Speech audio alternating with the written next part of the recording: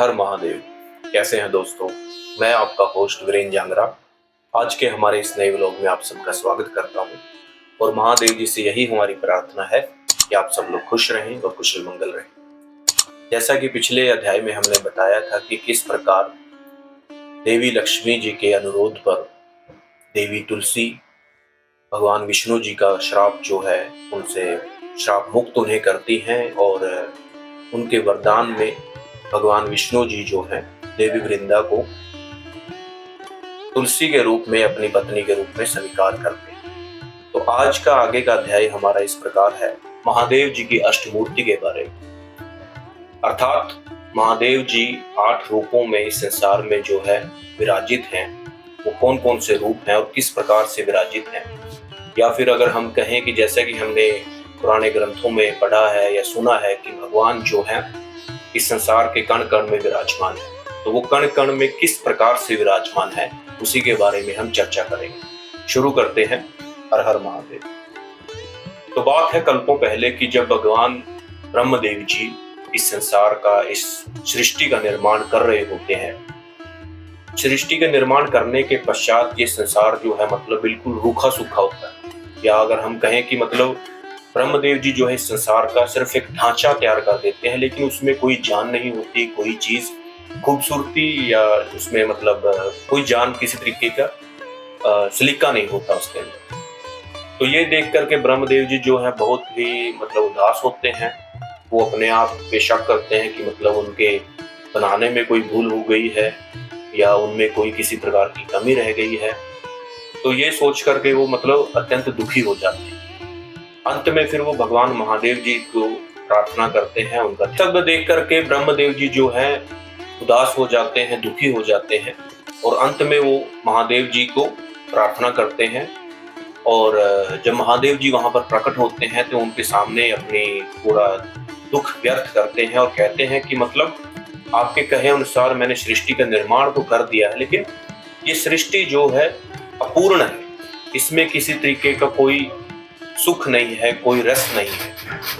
तो कृपया आप मार्गदर्शन कीजिए और बताइए कि मतलब इस सृष्टि को कैसे और ज्यादा खूबसूरत और प्रफुल्लित बनाया जा सके। तो तब महादेव जी जो हैं अपने आप को अष्टमूर्ति के रूप में विभाजित करते हैं, मतलब 8 मूर्तियों के रूप में बांटते हैं। और वो 8 मूर्तियां मतलब इस संसार के, इस ब्रह्मांड के हर एक जगह में विराजित हो जाते हैं। तो वो अष्टमूर्तियां क्या क्या हैं, वो इस प्रकार हैं। पहला है उर्व, दूसरा है भव, तीसरा है रुद्र, चौथा उद्र, पांचवा भीम, छठा पशुपति, सातवां ईशान और 8वें स्वयं महादेव। तो ये 8 रूपों में महादेव जो हैं इस संसार में विराजित हैं। अभी हम आपको बताएंगे कि इन 8 रूपों का, इन अष्टमूर्तियों का अर्थ क्या है। जैसा कि मैंने पहला बताया शरव, तो शरव का मतलब है कि पृथ्वी। अभी हम पृथ्वी का मतलब सिर्फ हमारी पृथ्वी की बात नहीं कर रहे, इस पूरे ब्रह्मांड में जितनी भी भूमि है, जितनी भी पृथ्वी है, जैसा कि आज की साइंस ये सिद्ध कर चुकी है कि हमारे ब्रह्मांड में जो है वो अनंत ब्रह्मांड है, अनंत यूनिवर्स है, मतलब मिलियंस ऑफ यूनिवर्स है। उन मिलियंस ऑफ यूनिवर्स में एक यूनिवर्स ऐसा है जो कि जिसमें हमारी आकाशगंगा मिल्की वे है, और उस आकाशगंगा में फिर से मिलियन ऑफ स्टार हैं, और उनमें एक हमारा जो स्टार मतलब सूर्य सन, इसके सौर मंडल में 9 ग्रह हैं, और उन 9 ग्रहों में एक हमारी पृथ्वी, हमारा जो ग्रह है जिसको हम भूमि, धरती या पृथ्वी या माता के रूप में कहते हैं। तो कहने का भाव मेरा ये है कि महादेव जी भूमि और पृथ्वी के रूप में इस ब्रह्मांड में जितनी भी भूमि है उसके हर रूप में वहां पर विराजमान है, और यही महादेव जी का जो शर्व रूप है, शर्व मूर्ति रूप है, उसको दर्शाता है। दूसरा आता है भव रूप। भव दर्शाता है जल को। जल भी उसी प्रकार से इस पूरे ब्रह्मांड में जहां पर भी जितना भी जल विराजित है, तो जल के रूप में महादेव जी मतलब इस पूरे ब्रह्मांड में फैले हुए हैं। जैसा कि हम लोग जानते हैं अनंत सागर है जिसमें भगवान विष्णु जी शैया पर लेटे हुए हैं, सो रहे हैं, मतलब उसमें अपनी योग निद्रा में लेटे हुए हैं शेषनाग पर।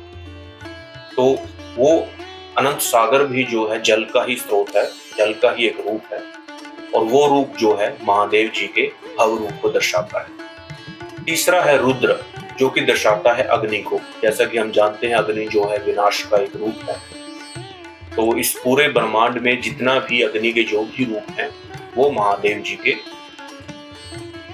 अग्नि रूप को दर्शाते हैं। चौथा जो है उद्र, उद्र दर्शाता है वायु को। वायु जो है मतलब जीवन का संचार करने के लिए, उसको फैलाने के लिए जरूरी है, तो उद्र जो है उद्र रूप को वायु दर्शाता है। पांचवा जो है वो है भीम, भीम दर्शाता है आकाश को। आकाश मतलब पूरा ब्रह्मांड, जितना भी ब्रह्मांड इस पूरे मतलब संसार में जितना भी फैला हुआ है, उस रूप को ब्रह्मांड आकाश जो है दर्शाता है। छठा रूप जो है महादेव जी की अष्टमूर्ति का, वो है पशुपाद। पशुपाद दर्शाता है मतलब आत्मा। इस संसार में जितने भी जीव हैं, जितनी भी आत्माएं हैं, वो महादेव जी का ही रूप है। सातवां जो है वो है ईशान। ईशान मतलब सूर्य। सूर्य का दूसरा एक रूप है मतलब प्रकाश, तेज, जो कि मतलब वृद्धि करने में उपयोग आता है, तो उस रूप में भी महादेव जी मतलब इस संसार में विद्यमान है। और अंतिम जो सहज और स्वरूप जैसा कि हम जानते हैं, देखते आए हैं महादेव जी को मूर्तियों में, फोटोज में, तो वो स्वयं महादेव जी का जो रूप है, उस रूप में इस संसार में महादेव जी विराजमान है। तो कहने का भाव ये है कि महादेव जी ने अपने आप को अष्टमूर्ति के रूप में बांटा, और वो अष्टमूर्ति इस संसार के हर एक कण कण को दर्शाती है। तो यहीं से ये बात निकल कर आती है कि भगवान जो है इस संसार के कण कण में विराजमान। तो इस प्रकार से जब महादेव जी अपने आप को विभाजित कर देते हैं अष्टमूर्तियों के रूप में, और ये संसार जो है मतलब थोड़ा बदल जाता है, खूबसूरत हो जाता है। यहाँ पर पानी के झरने बहने शुरू हो जाते हैं, हवाएं तेज चलने लग जाती हैं, आकाश में खूबसूरत सितारे नजर आने लग जाते हैं, सूरज चमकने लग जाता है। तो फिर अंत में फिर से ब्रह्मदेव जी के दिमाग में एक और संकोच पैदा होता है कि मतलब ये सृष्टि जो बना दी है, अभी ये इतनी खूबसूरत है, लेकिन इसको भोगने वाला कोई नहीं है। तो वो फिर से महादेव जी का ध्यान करते हैं। महादेव जी प्रकट होते हैं और दोबारा से ब्रह्मदेव जी कहते हैं कि आप इस समस्या का भी एक और मतलब सुझाव दे करके जाएं, ताकि ये संसार जो है और ज्यादा विकसित हो सके। तो एक बार फिर से ब्रह्मदेव जी जो है महादेव जी का ध्यान करते हैं और कहते हैं कि मतलब मुझे सिर्फ इंसान मतलब आदमी को पैदा करने की विद्या आती है, आदमी को पैदा करने का ज्ञान है। जैसा कि हमने पिछली भी कई सारी वीडियोस में बताया है कि ब्रह्मदेव जी की संतान जो है मतलब हम पूरे इस संसार में जितने भी आदमी हैं वो ब्रह्मदेव जी की संतान है, वही हमारे पिता है। तो ब्रह्मदेव जी कहते हैं कि मतलब मैं सिर्फ इंसान को पैदा कर सकता हूँ, स्त्री को या एक औरत को पैदा नहीं कर सकता, और बिना स्त्री के ये संसार जो है वो प्रफुल्लित नहीं हो सकता, आगे नहीं बढ़ सकता, उसका विकास नहीं हो सकता। तो तब महादेव जो कि अपने एक अर्धनारीश्वर रूप में विराजित होते हैं। कहने का भाव मेरा यह है कि सृष्टि के निर्माण से पहले जो है महादेव जी अपने एक अर्धनारीश्वर रूप में ही विराजित होते हैं, मतलब आधा स्त्री और आधा पुरुष का जो रूप है महादेव जी का, उस रूप में ही वो विराजित होते हैं। तो उस समय महादेव जी सृष्टि के कल्याण के लिए अपने उस रूप से देवी आदिशक्ति को अलग कर देते हैं। वो आदिशक्ति माँ जगदम्बा का रूप धारण करके ब्रह्मदेव जी के सामने प्रकट होती है।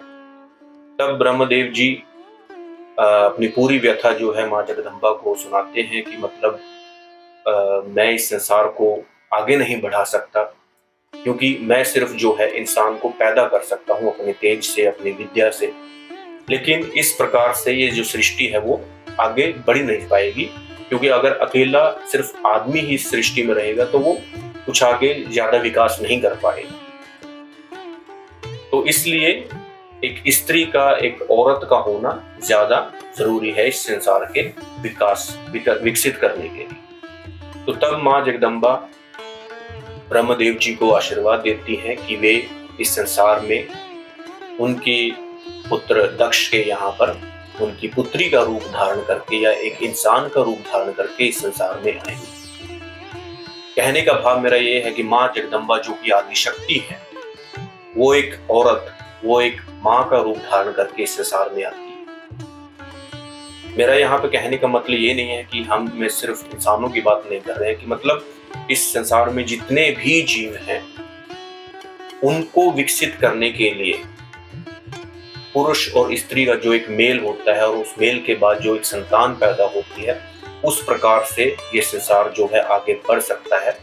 ये तथ्य लेकर के माँ जगदम्बा जो है प्रजापति दक्ष के यहाँ देवी सती के रूप में, उनकी बेटी के रूप में जन्म लेती है और अंत में वापस से प्रजापति दक्ष की पुत्री का विवाह जो है महादेव जी से होता है और महादेव जी का अर्धनारीश्वर रूप जो है वो दोबारा से संपूर्ण होता है और इस प्रकार से जो है ये संसार मतलब आगे विकसित होता है। तो कहने का भाव ये है कि ब्रह्मदेव जी जो हैं अकेले इस संसार के निर्माण को नहीं कर सकते।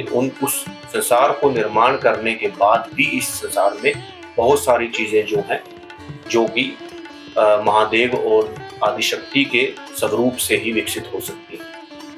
तो इस प्रकार से जो है ये वाक्य यहीं पर खत्म होता है। उम्मीद करते हैं आप लोगों को हमारा ये वाक्य पसंद आया होगा और आने वाले और सारी वीडियोस में हम महादेव जी के जो रूप इस संसार में मतलब जो जो अवतार लेकर के वो आए हैं उन अवतार के बारे में चर्चा करेंगे। तब तक के लिए बने रहें हमारे साथ हमारी वीडियोस में और अगर आप लोगों को कोई भी सुझाव है तो कमेंट करके हमें जरूर बताएं और हमारी वीडियोस को लाइक करना, शेयर करना और कमेंट करना न भूलें। हर हर महादेव। धन्यवाद।